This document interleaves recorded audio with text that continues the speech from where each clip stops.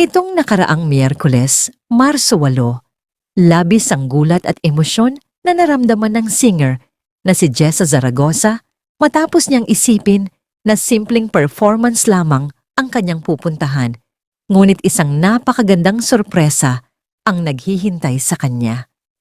Pagdating niya sa venue, sinalubong siya ng kanyang anak na si Jaida Avansado at laking gulat niya nang matuklasan na isang buong seremonya pala ang inihanda para sa kanya.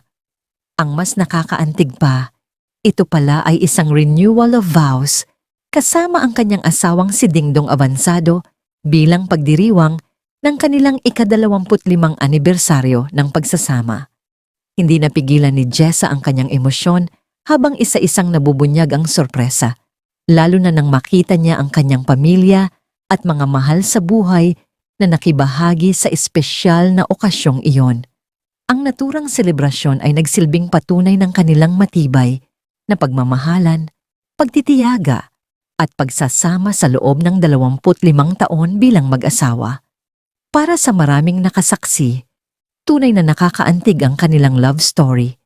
Isang inspirasyon na, sa kabila ng mga pagsubok, nananatiling matatag ang kanilang relasyon. Sa huli, umani ng maraming pagbati at paghanga mula sa netizens ang espesyal na sandaling ito ni Jessa Zaragoza at Dingdong Avansado. Matatandaan na unang ikinasal sina Jessa at Dingdong noong March 18, 2001 sa Christ the King Church sa Quezon City.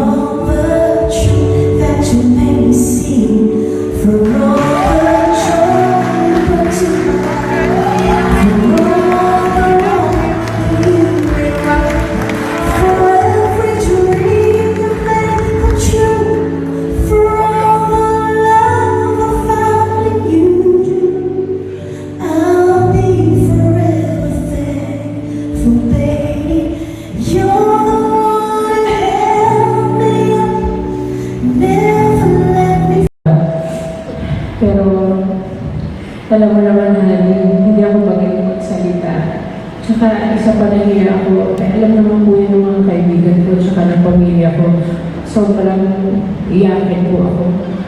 Lalo na po ngayon, malapit na po yata ako mag-menopause. Pag 47 na, parang lalo madaling maiyak. Pero gusto ko lang pasalamatan ka. Honey, nagkamala ka pa. Alam mo naman, di ako mahilig sa mag-party. Simple na gusto ko basta kasama kita sa yung anak natin. Kahit nag-grab food lang, okay na. Thank you for loving me. Jasper ko.